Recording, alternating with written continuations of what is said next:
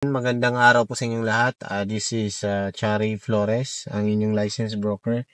So ngayon ay since na nandito po tayo sa Haya, ay mag-a-update tayo regarding sa construction ng mga houses dito para naman hindi sayang yung punta at mabigyan natin ng update yung mga clients natin na nag-aantay na mga improvement dito sa site po, ano. So puntahan po natin. So, marami na pong constructed na mga bahay dito sa Haya, no. But yung mga una pong mga nakatira ay nasa likod ng model houses, which is ewan ko lang kung ayan, yung nakikita sa corner. Yan po yung corner ng model house natin, ano, na end or corner. So, yan po yung nasa 71 square meters. So, sa likod ng model house po na to, andito yung mga houses na unang na-construct and may mga iilan na pong nakatira din. Tapos, puntahan rin natin mamaya hanggang block 14 and block 19, block 17, block 16 po. So, let's go!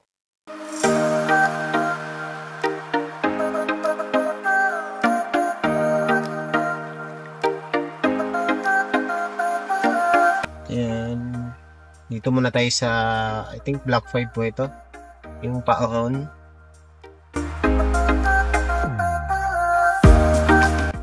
Hindi lang natin siguro madadaanan lahat-lahat po, ano, gawa ng may mga construction materials pa. So, delikado sa sasakyan. Kaya kung ano lang yung pwede nating daanan, yun na lang yung ating mga papasukin po, ano. So, ito po ay, yung kahabaan po na to ay block 5. Itong nasa left side naman, this is, kung di po ako nagkakamali, ito ay si block 4. Pero double check natin, no? Ilalagyan ko na lang ng ano. Tapos ito naman yung pagkaliko natin sa bandang right side, yan po ang block 3 kung di po ako nagkakamali.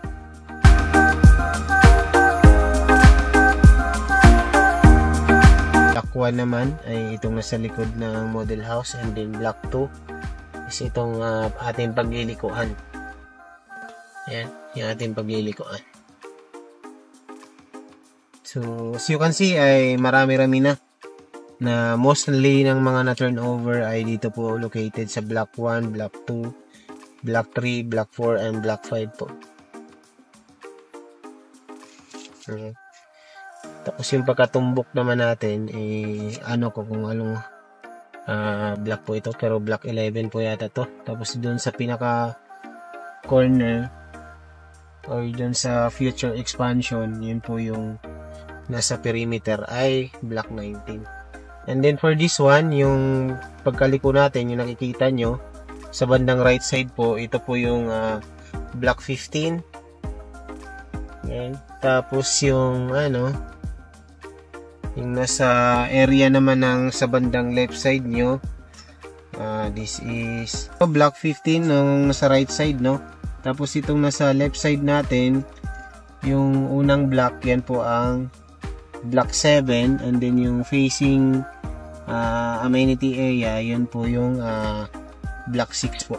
So dito po muna tayo sa kahabaan ng block 15, and then iikot tayo ng block 14, block 12, no?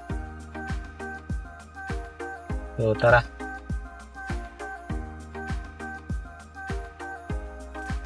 Yan, ito po yung mahabang ano po na to, na along, ito po ay main road. So makikita nyo na laki na ng improvement na. Wala pang construction sa block 15 pero sinisimulan rin naman siya. Nagpa-foundation pa lang. So itong pagkaliko natin, ito po sa bandang right side natin ay block 11, and then yung sa left side natin ay block 12. Tapos yung tumbok po natin ay part po siya ng block 19.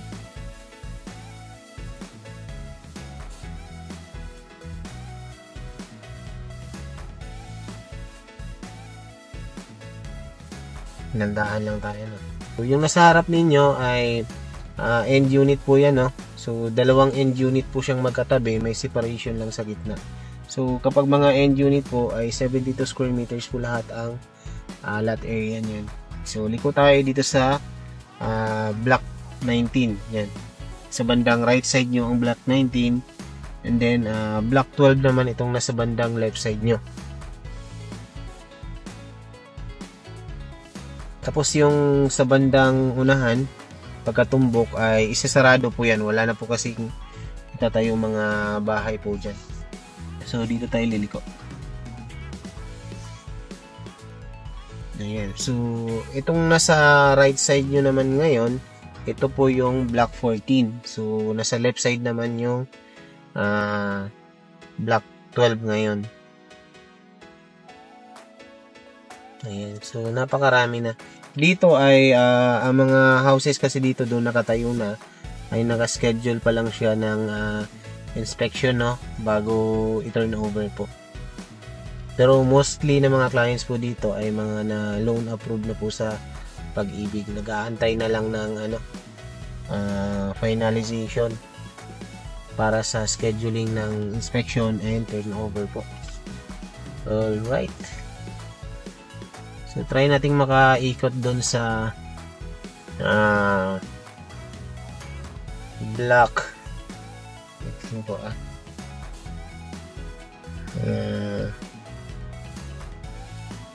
try nating makaikot sa block 18. So yung nakikita nyo sa front natin ay sasarado po yung pinakatumbok. Tapos yung nasa bandang left side na mga hilera ng townhouses po, yan po yung block 17, and then yung nasa right side naman na hilera ng mga townhouses po, yan po yung block 18. So ikot tayo.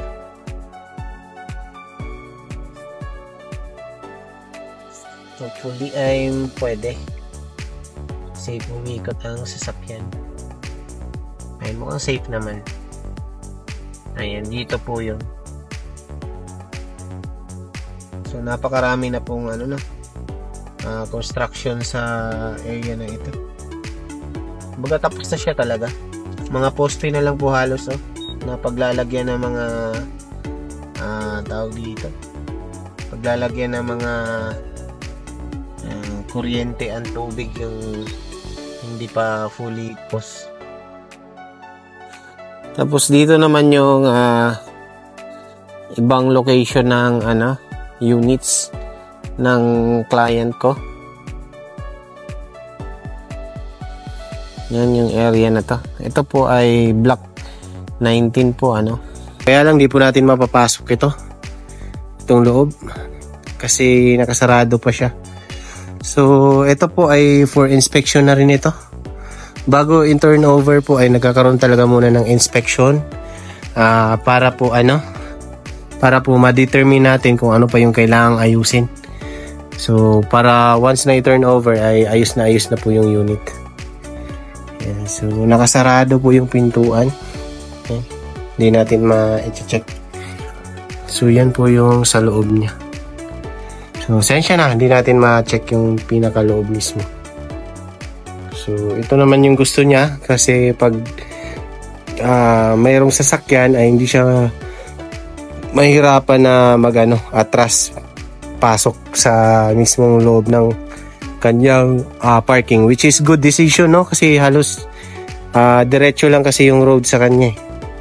Kaya yung iba ayaw ng ganitong tumbok, pero advantage kapag advantage din para sa may mga sasakyan kasi yung paglabas-pasok sa unit ay hindi mahirap. So kapag inner unit po ay nasa 63 po yung kanyang floor area, pero ang kanyang lot area po ay 48 square meters lang po. Pero sa rin naman, kasyang-kasya pa rin naman yung sasakyan. Pero ang sasakyan na kakasya po yata dito for 48 square meters ay mga sedan na sasakyan at saka SUV, pero pick up medyo alanganin po yung 48 square meters na. So ito po yung inner unit. So irregular unit po ito, nasa 48 square meters lang yung lot nito. Meron kasing mga inner units na more than 48 square meters. Minsan pa inaabot sa 58 square meters and more po. So kapag 58 square meters po, usual po ay mas malaki po or mas mahaba po yung pinaka-facade ng bahay, no? So check natin sa loob. So ayan po kapag lalagyan ng gamit. So check natin. Ito yung kitchen. Same lang din naman. Nalagyan lang talaga ito ng mga gamit, no? Tapos ito yung kanyang CR sa baba. Then ito yung space niya sa bandang likod. Ayan. So let's go sa taas.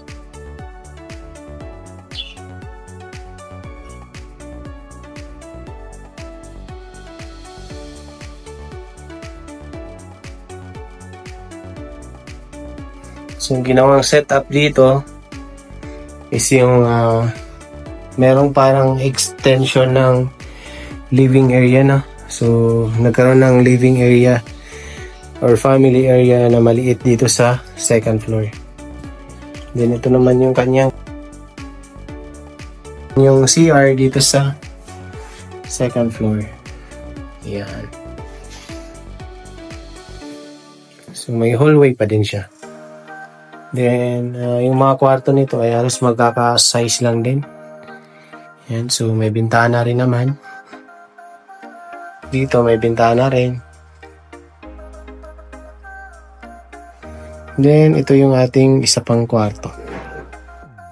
So, kung gusto nyo ng mas maluwag na kwarto, pwede nyo pong i-combine din ito. So, that's it for our model unit, no? Para sa inner na townhouse po dito sa Ecoverde Sahaya. So this is the sample computation of the inner unit na naka-base po sa 48 square meters na lot area. So regardless, kapag 48 square meters po yan, ito po yung magiging computation natin. Pero kung magiging more than 48 square meter, for example 50 square meter, 58 square meters po yung pinaka-lot area na, so magkakaroon tayo ng difference sa pinaka-total contract price. At the same time, maapektuhan din yung pinaka-down payment po natin. So possibly magkaroon ng changes. So that's it for the inner townhouse unit po. And so nandito tayo sa kahabaan ng main road, no, mula sa pinaka entrance po. So itong block po na to, yun yung block na yun ay block 7 po yun at saka block 6 na magkatabing block. Tapos itong mahabang block po na to, ito po yung block 15. And then yung block 16 po natin is yung mga nasa location po na yun. Perimeter units po yun, ano. So yun po yung mga units na walang katalikuran. And then yung block 17 naman ay yung mga units po na to. So constructed na rin po siya lahat, no. And then this one ay wala na po ito, sasarado na lang yan. And then for block 18 is ito po yung mga units na to. Ayan. Yan po yung block 18. And then for dito po muna tayo sa block 18. So ayan, napakaganda, no? So as you can see naman, itong mga houses na to ay talagang may kasamang gate and fence, no, kapag ito turnover. So makikita nyo naman na ang turnover ng mga houses natin ay maayos, no. So yung pinaka frontage niya ay meron po talagang mga steps na ganito na, no, nakasama. Pati yung sa daanan ng sasakyan ay meron na pong ganyan. Tapos nakagraba na po yung pinaka frontage niya, except yung pinaka gilid, kasi yung gilid naman usual ay tinataniman ng mga halaman, no? Kaya hindi na nilalagyan, kasi kung magtatanim, mahirap magtanim kapag merong graba na po. So, ito yung isa sa unit ng client ko, which is ano ko naman din ito sa inyo. Send ko rin yung kumbaga isasama ko rin po sa video update natin para magkaroon kayo ng idea kung ano ba yung itsura ng ng end unit na 72 square meter ang lot area. Tapos 71 square meter naman ang kanyang floor area. So para malaman nyo na ganito pala yung turnover, maayos naman pala, di ba? So, iba pa rin kasi kapag nakita nyo ng personal yung pinaka-turnover compare po doon sa model houses po natin. So, kapag end unit, talagang 72 square meters lang yung lot area. Ganito lang po siya. Ayan. Pero, ito po, end unit din, no?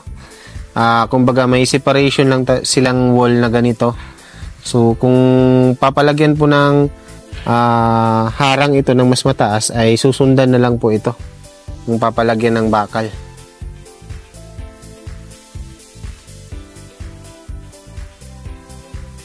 Ayan, so i-insert ko na lang po dito yung video, no, ng mismong bahay po na to. Kasi nakapag-video na po ako. So, ito naman yung pinakaharap ng unit and ito yung loob. So, malinis na po yung unit actually. Ayan. So, kapag end unit, same siya ng corner. Meron siyang bintana dito sa baba na 2 extra. Kapag inner kasi, dito lang yung kanyang bintana. So, konting linis na lang po ito. Kung sakali, mga alikabok-alikabok na lang naman po ito. So, ganyan po yung actual turnover natin. Same po sa, same po doon sa, tawag dito sa, pinaka-model house.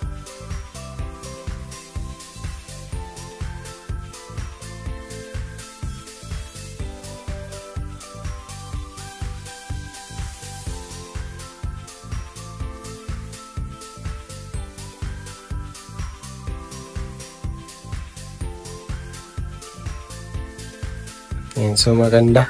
Maayos na yung unit. Ayan, let's go naman sa taas. Check natin kung maayos na rin ang unit. Ayan, so ito yung parang living area dito sa baba.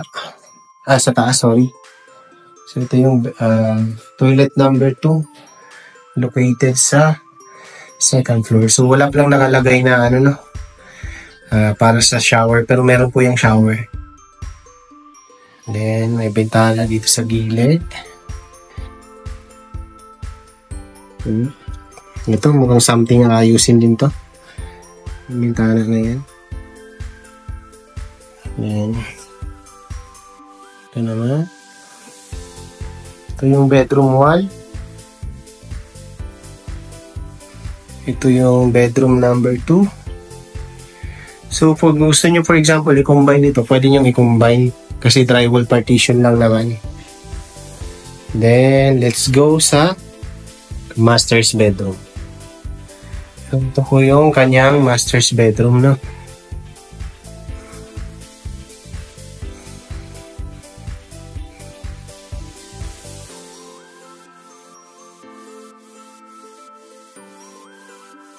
So, pansin nyo, yung ceiling natin ay mataas, no? Kaya, kung gusto nyo siyang pa-design ng ceiling, ay pwedeng-pwede. So, konting punas na lang po dito kasi maalikabok. Marami kasing construction sa site kaya di maiwasan po yan. So, yan po yung magiging surrounding and magiging neighborhood po. So, ang gaganda ng mga units. Ang ganda yung gawa ng bahay.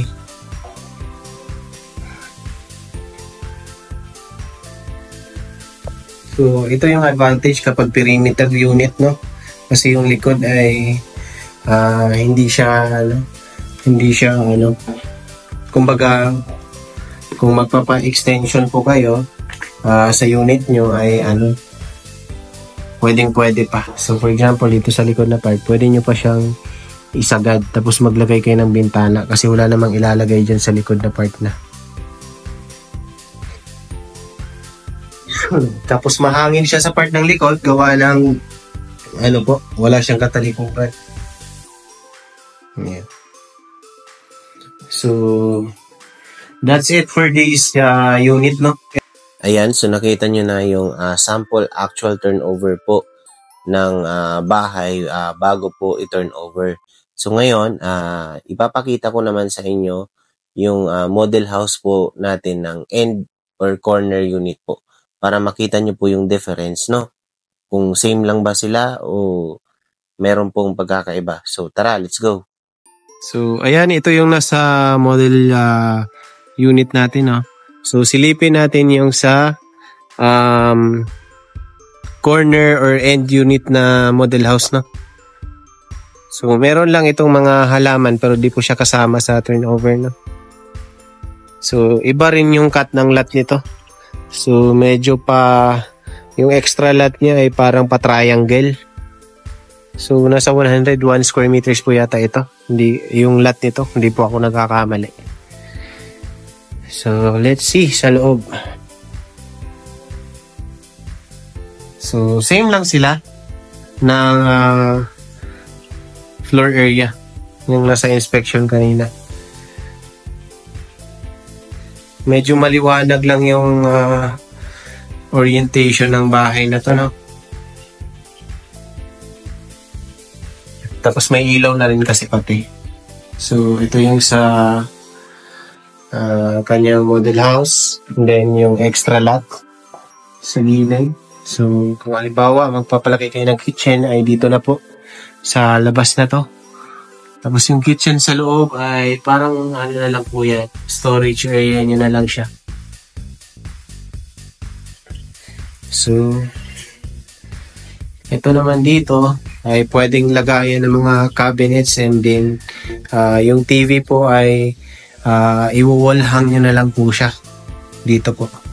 Tapos padagdagan nyo na lang ng design na uso po ngayon sa mga makikita nyo sa mga reels ng regarding sa mga home renovation, ayan, kitchen cabinets, nga ganyan. So, semento rin yung ating hagdanan, no? So, hindi makipot yung hagdanan natin. So, ayan. Ito po yung CR sa taas. Same lang din doon sa turnover or sa inspection na kanina, no? Pero ito ay hindi pa kasi nalagay doon sa mga ibang units na tiningnan natin kanina.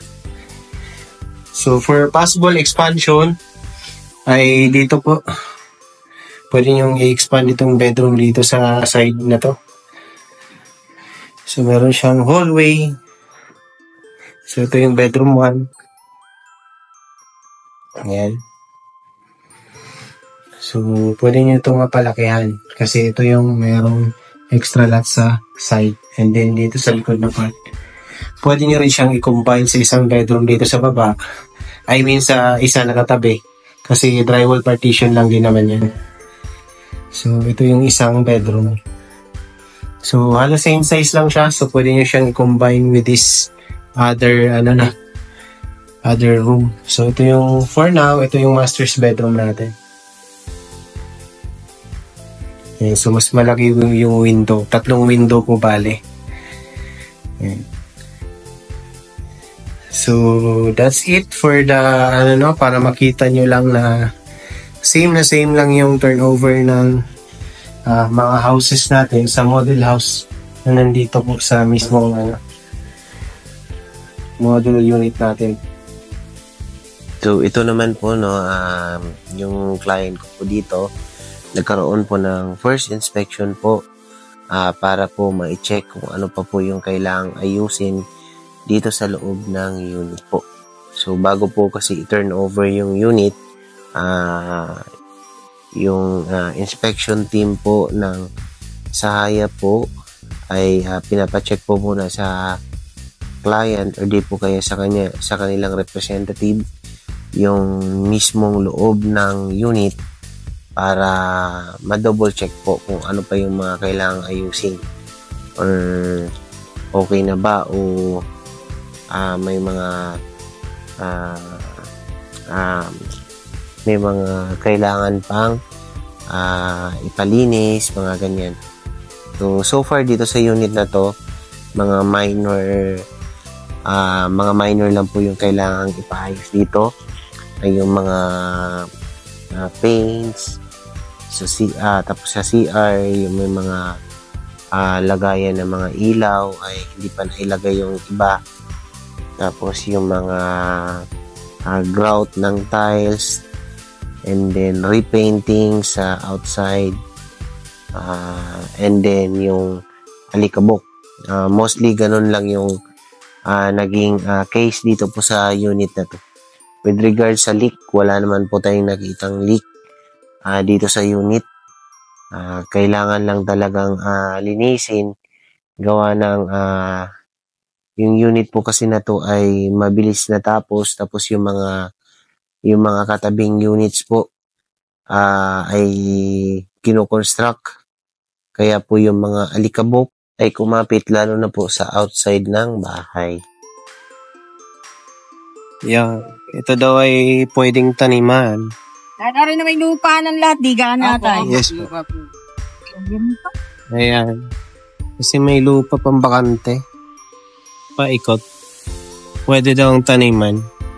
Kasi wala namang gagamit.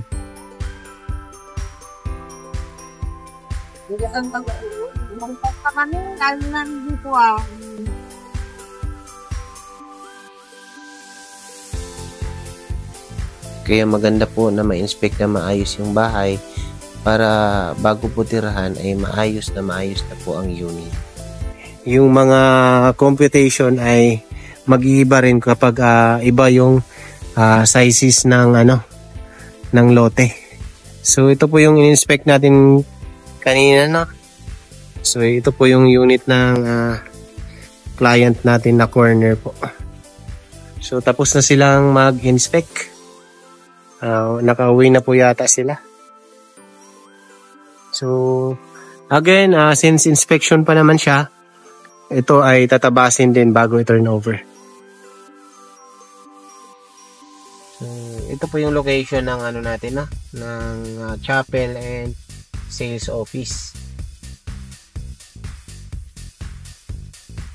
Ayan, so yan po yung location ng ating model houses, no? Malapit lang po dito sa entrance and sales office po natin.